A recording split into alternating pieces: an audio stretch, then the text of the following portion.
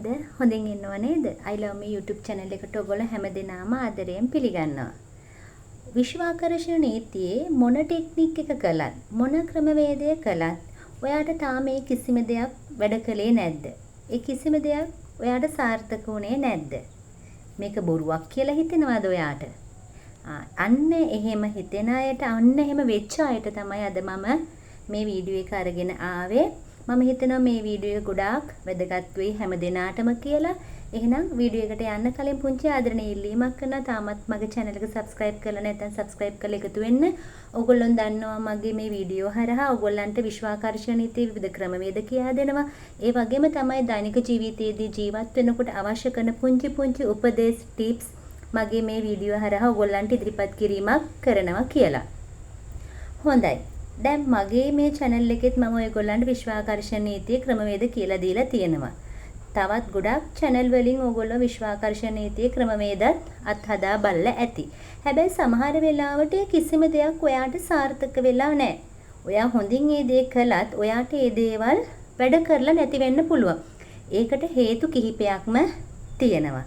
අද මම ඔයගොල්ලන්ට කියලා දෙන්නේ ඔයා මොනතරම් විශ්වාකර්ෂණ නීතියේ ක්‍රමවේද කළත් ඔයාට වැඩ කරන්නේ නැති වෙන්න හේතු 6ක් පිළිබඳව. බලන්න ඕගොල්ලෝ මෙන්න මේ දේවල් වෙන ඔයාගේ අතින් සිද්ධ වෙනවද කියලා. එහෙනම් ඔයාගේ අතින් මේ දේ 6 සිද්ධ වෙනවා නම් ඒක තමයි හේතුව ඔයාට මේ දේ වැඩ කරන්නේ නැති වෙන්න.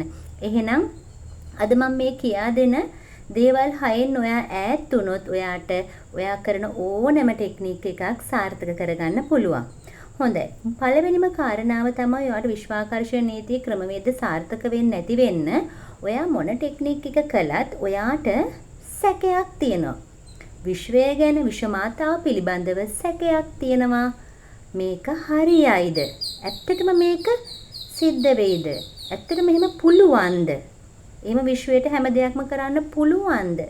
අන්න ඒ සැකය ඔයා තුල තියෙනවා නම් ඔයාට මේ කරන කිසිම ටෙක්නික් එකක් සාර්ථක වෙන්නේ නැහැ. ඔයා කොච්චර මහන්සි වෙලා කළත් මොන ක්‍රමවේද යොදාගත්ත ඒවට ද්‍රව්‍ය තිබුණත් හැබැයි ඒව කිසිම දෙයක් සාර්ථක වෙන්නේ නැහැ. මොකද ඔයාගේ සැකය නිසා. කවුරු හරි අපිව සැක කරනවා නම් අපෙන් දෙයක් ඉල්ලලත් අපි කැමති දේ කෙනාට උදව් කරන්න නෑ නේද? අන්න ඒ වගේ තමයි. ඔයා විශ්වය ගැන විශ්වමාතා පිළිබඳව සැකයක් තියෙනවා නම් ඔයාට කිසිම මේ ටෙක්නික් එකක් සාර්ථක වෙන්නේ නැහැ. එහෙනම් අදම ඒයින් දුරු වෙන්න. ඔයාට පුළුවන් එතකොට ඒ දේ සාර්ථක කරගන්න. ඒ වගේම තමයි දෙවෙනි කාරණා විදිහට ඔයාට මේ ටෙක්නික් කිසිම දෙයක් සාර්ථක වෙන්නේ නැති වෙන්න හේතුව ඔයා ගහමරා ගන්න නිවුස් බලනවද? ඒ වගේම නිවුස් අහනවද? දැන් ටීවී දැන් මෙතනදී කියන්න පුළුවන් රටේ තොටේ ගැන විස්තර අපි දැනගන්න ඕනේනේ කියලා. ඔව් දැනගන්න ඕනේ. ඉතින් ඒව දැනගත්තා කියලා මොකද අපි ඒව විසඳන්න යනවද? අපි දැනගත යුතු අත්‍යවශ්‍යම කාරණා රටේ තොරතුරු ගැන අත්‍යවශ්‍යම කාරණා දැනගත්තාම ඇති කියලායි මම නම් හිතන්නේ. මේ මගේ මතය. මේක මගේ අදහස. රට තොටේ ගහමරා ගන්න දේවල් ඔයා බලනවා නම් ලෝක යුද්ධ ගැන ලෝකේ වෙන අපරාධ ගැන ඔයා අහනවා නම් ෆෝන් එකෙන් ඔයා බලනවා නම් පත්තර වලින් ඔයා කියවන්නෙම හැමතිස්සෙම ගහමරා ගන්න ඒවා එක්ක මංකුල්ල කෑම එක්ක විවිධ දූෂණ අපචාර මෙන්න මේව ඔයා නිතරම වැඩිපුර ටීවී එකෙන් රේඩියෝ එකෙන් අහනවා නම් බලනවා නම් ෆෝන් එකෙන් බලනවා නම් අනිත් අයත් එක්ක කතා බහ කරනවා නම් ඒ හේතුවක් වෙනවා. ඔයා මොන ටෙක්නික් එක කළත් විශ්වාකර්ෂණ නීතිය ඔයාට වැඩ කරන්නේ නැහැ. මම කියන්නේ මෙතනදී බලන්න මෙපා කියන දේ නෙමෙයි. ඔයාට ඒ දෙයින් දෙයක් ලැබෙනවා නම් ඔයාට ඒකට ප්‍රතිකර්මයක් කරන්න පුළුවන් නම් විතරක් ඒව බලන්න කියන දේ තමයි මම යෝජනා කරන්නේ. මේක මගේ අදහසක් පමණයි. ඒ නිසා ඔයා මේවා බලනවා නම් මොකද ඒ තුලින් වෙන්නේ ඔයාගේ ඕරා එක ඔයාගේ ශක්තිය දුර්වල වෙන එක. ඒකයි ඔයා කරන කිසිම ටෙක්නික් එකක් සාර්ථක වෙන්නේ නැත්තේ. ඒ නිසා මේ දේවල් අදම නවත්තන්න. ඒ නරක දේවල් බලන අහන දේ නවත්තන්න ඔයාට ඕනම ටෙක්නික් එකක් ඒ තුලින් සාර්ථක කරගැනීමේ හැකියාවක් තියෙනවා. ඒ වගේම තමයි තුන්වෙනි කාරණාව විදිහට ඔයාට කිසිම විශ්වාකර්ෂණ නීති ක්‍රමවේදයක් සාර්ථක නොවෙන්න හේතුව ඔයා හැම තිස්සෙම ප්‍රශ්න ගැන කතා කරනවද? ඒ වගේම අනිත් අයගේ ප්‍රශ්න නිතරම අහන කෙනෙක් නම් ඔයාට කිසිම විදිහකින් විශ්වාකර්ෂණ නීතියේ ක්‍රමවේද සාර්ථක වෙන්නේ නැහැ. හැමතිස්සෙම ඔයා කතා කරන්නේ ගැටලුවක් ගැන. හැමතිස්සෙම මුදල් ප්‍රශ්නයක් ගැන. හැමතිස්සෙම පවුලේ ප්‍රශ්න, දරුවන්ගේ ප්‍රශ්න, ඔයාගේ ලෙඩ රෝග ගැන. හැමතිස්සෙම ඔයා කතා කරන්නේ ඍණාත්මක දේවල් නම්.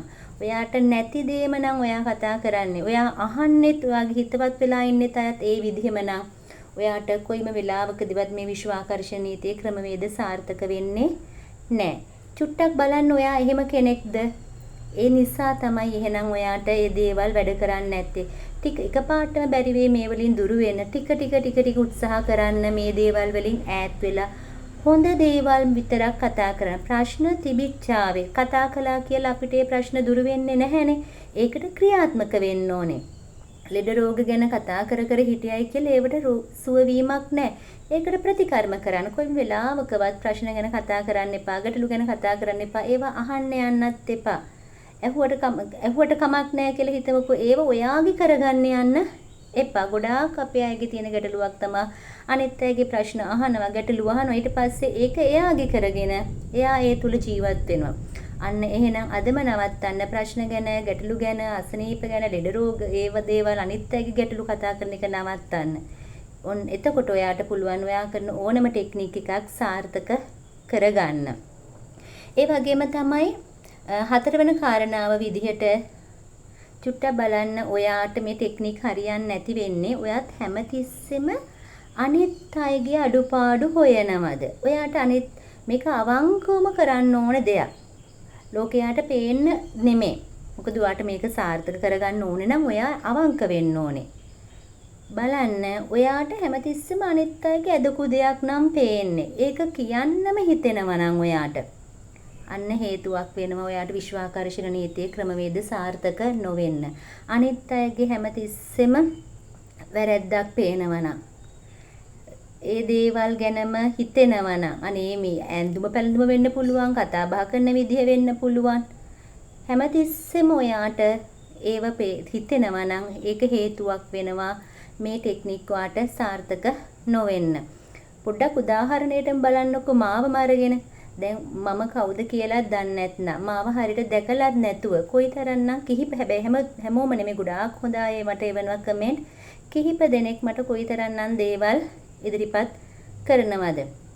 ඒගොල්ලන්ට පේන්නේ මගේ වැරදි විතරයි. මගේ අඩුපාඩු තියෙනවා ඇති. මම සර්ව සම්පූර්ණ මිනිස්සෙක් නෙමෙයිනේ.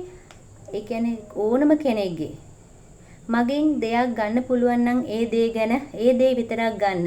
මම කවුද? මගේ මූණ පේන්නේ නැහනේ. ඒව ඕන් නැහනේ නේ. අපිට ඔරුවකින් ගොඩ යන්න තියෙනවා නම් ඒ පාරුව හදලා ඒ හබල හදලා තියෙන්නේ.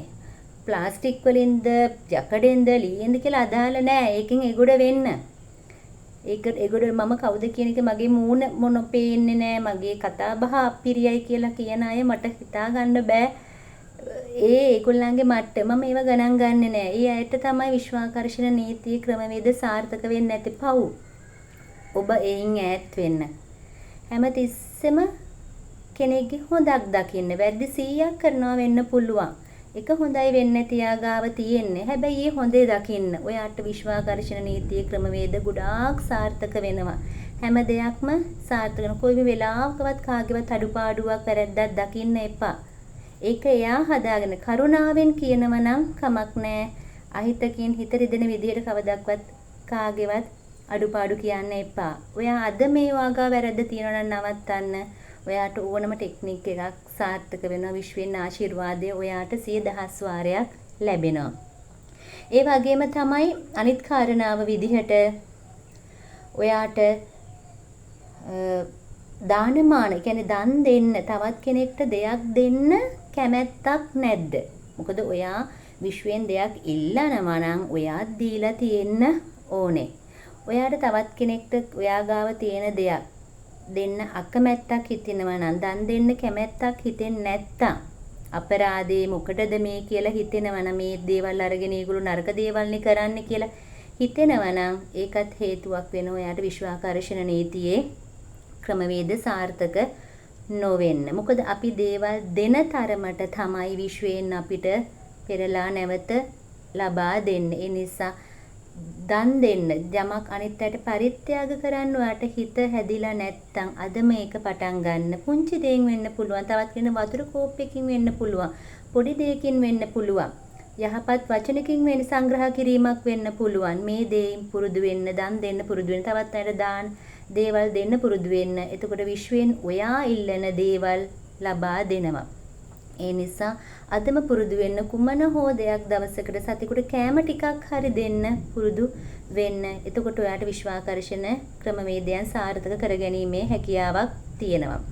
6 වෙනි කාරණාව විදිහට ඔයාට විශ්වාකර්ෂණ නීතියේ ක්‍රමද සාර්ථක නොවෙන්න හේතුවක් තමයි ඔයා විශ්වයෙන් දේවල් ඉල්ලනකොට එකපාර කිහිපයක් ඉල්ලනවා නම්. තේරුණානේ? දැන් එක ක්‍රමවේදයක් කළා තව දෙයක් ඉල්ලනවා. තව ටෙක්නික් එකක් කළා තව දෙයක් ඉල්ලනවා. තව ටෙක්නික් එකක් කළා තව දෙයක් විශ්වෙන් ඉල්ලනවා නම් ඒක වට සාර්ථක වෙන්නේ නැහැ. මොකද ඔයා එතකොට ගොඩාක් ආසාවන් පොදි බැඳගත්තු කෙනෙක් කියලා තමයි විශ්වයට වාගෙන් එළියට යන්නේ. ඒ නිසා එකපාර එක ටෙක්නික් එකක් කළා ඒක සාර්ථක වෙනකන් ටික කාලයක් ඉවසගෙන ඉන්න. හිතේ ධනාත්මක සිතුවිලි වලින් කටයුතු කරන මට මේ දේවල් සාර්ථක වෙනවා කියන හැබැයි පුළුවන් තරම් විශ්වයෙන් ඉල්ලනකොට එකපාර එක දෙයක් ඉල්ලන්න. මොකද ගොඩාක් දේවල් ඉල්ලන්න එපා. එතකොට ඔයාලට ඒ දේවල් සාර්ථක වෙන්නේ නැහැ. අවසන් කාරණාව විදිහට 7 වෙනි කාරණාව විදිහට ඔයාට උදව්වක් කළාම කාට හරි ස්තුතියි කියන්න thank you කියන්න මැලි වෙනවද? එහෙනම් අන්න ඒක හේතුවක් වෙනවා ඔයාට විශ්වාකර්ෂණ නීතියේ ක්‍රමවේද සාර්ථක නොවෙන්න. එහෙනම් ඔයාට වෙන්නේ පුංචි උදව්වක්ද? ඒකට ස්තුතියි කියලා කියන්න පුරුදු වෙන්න. ස්තුති කෘතඥතාවයේ පුහුණු කරගන්න. ඒ තුලින් ඔයාට විශ්වාකර්ෂණ නීතියේ ක්‍රමවේද සාර්ථක කරගැනීමේ හැකියාවක් තියෙනවා. මෙන්න මේ දේවල් මම කර කියපු වැරදි හතින් දුරු වෙලා බලන්න. ඔයාට ඕනම ටෙක්නික් එකක් විශ්වාකර්ෂණ නීතියේ සාර්ථක වෙනවා. අපි කවුරුත් මිනිස්සු. අපි අතින් ඕන තරම් වැරදි අඩුපාඩු සිද්ධ වෙන්න පුළුවන්. හොඳම දේ වෙන්නේ ඒකෙන් නිවැරදි වෙන්න. නිවැරදි වෙනවා කියන්නේ එයා ගොඩාක්ම හොඳ කෙනෙක්. ඒ නිසා උත්සාහවන්ත වෙන්න මේ දේවල් දුරු කරගෙන විශ්වාකර්ෂණ නීතියේ හැම ටෙක්නික් එකක්ම වඩා සාර්ථක කරගන්න පුළුවන් මේ දේවල් තුලින් මේ වැරදි හතින් දුරු වෙන්න ඒව ඈත් වෙලා මේ දේවල් යහපත් විදිහට ඔයාගේ ජීවිතයට එකතු කරගන්න ඔයාට විශ්වාකර්ෂණ නීතියේ ක්‍රමවේද සාර්ථක කරගන්න පුළුවන් ඕනම දෙයක් සාර්ථක ප්‍රතිඵල ලබා ගැනීමේ හැකියාවක් තියෙනවා. එහෙනම් මේකම පුංචි ඉල්ලීමක් කරන්නම් මම. දැන් අපි කවුරුත් සත්‍ය ප්‍රකාශ කරමු. මොකද ඒ තුලින් ඔයාට ලොකු ආශිර්වාදයක් ලැබෙනවා. අවංකවම ඔයා ගාව තියෙන පුංචි හෝ වැරැද්දක් තියෙනවා නම් කමෙන්ට් එකක් මගෙන් දක්වන්න. ඒ වගේම නැවත එය කරන්නේත් නැහැ කියලා විශ්වයට පොරොන්දු වෙන්න. මෙතන අපි කවුරුත් දන්නේ නැහැ කවුද කින්ද මන්ද කියන එක. ඒ නිසා ඔබ අවංක වෙලා ඔයා ගාව තියෙන ඔයා හිතන ඔයා ගාව තියෙන වැරදි අඩුපාඩු ප්‍රකලියලා ඒ වගේම විශ්වයට පොරොන්දුවක් වෙන්න මම නැවත ඒ වගේ දේවල් කරන්නේ නැහැ කියලා. මොකද මෙතනදී මම කමෙන්ට් එකක් දාන්න කියලා කියන්නේ අපි ඒක ඔයාට යහපතක් වෙන්න. මොකද ඒ තුලින් ඔයාගේ යටිහිතට තමයි මේ දේවල් මම තැම්පත් කරන්න හදන්නේ. නිකං කියනවට වැඩිය ලියන දේන් විශ්වයට යෑම ප්‍රබල වෙනවා. මොකද ඔයාගේ චිත්ත තරංග තමයි ඒ තුලින් නිකුත් වෙන්නේ. ඒ නිසායි ඔයා සමාව ගන්න ඕනේ. නැවත ඒ වගේ දෙයක් කරන්නේ නැහැ කියලා ඔයාට අනිවාර්යයෙන්ම විශ්වෙන් සමාව ලැබෙනවා. මොකද ඔයා අවංකවම ඒ දේ කියන නිසා. ඔයා ගඩුපාඩුව ලියලා විශ්වෙන් සමාව ගන්න. නැවත මම ඒ වගේ දෙයක් කරන්නේ නැහැ කියලා විශ්වෙනුත් සමාව ගන්න කමෙන්ට් එකක් දාන්න කියලා තිල්ලීමක් කරනවා. මේ සම්බන්ධ මේ වීඩියෝ සම්බන්ධ මොනවා හෝ ගැටලුවක් තියෙනවා නම් මට කමෙන්ට් එකක් දාන්න. මම උත්තර ලබා දෙන්නම්. ඒ වගේම මේ වීඩියෝ එක වැදගත් කියලා හිතෙනවා නම් හිත මිතුරන් අතර ෂෙයා කරලා ඒ අයටත් පිටක් වෙන්න කියලා කියනවා. එහෙනම් නැවතත් මේ වගේ වටිනා වීඩියෝ එකකින් මම ඔයගොල්ලෝ හමුවට එන්න. එතකන් සතුටින් ඉන්න, පරිස්සමින් ඉන්න. මම මේ කියපු දේවල් වලින් ඉවත් වෙලා යහපත් කෙනෙක් බවට පත් වෙන්න ඔයාට ඕනම ටෙක්නික් එකක් එතකොට සාර්ථක කරගැනීමේ හැකියාවක් තියෙනවා. සතුටින් ඉන්න, පරිස්සමින් ඉන්න, ගිහින් එන්න. බොහොම ස්තුතියි.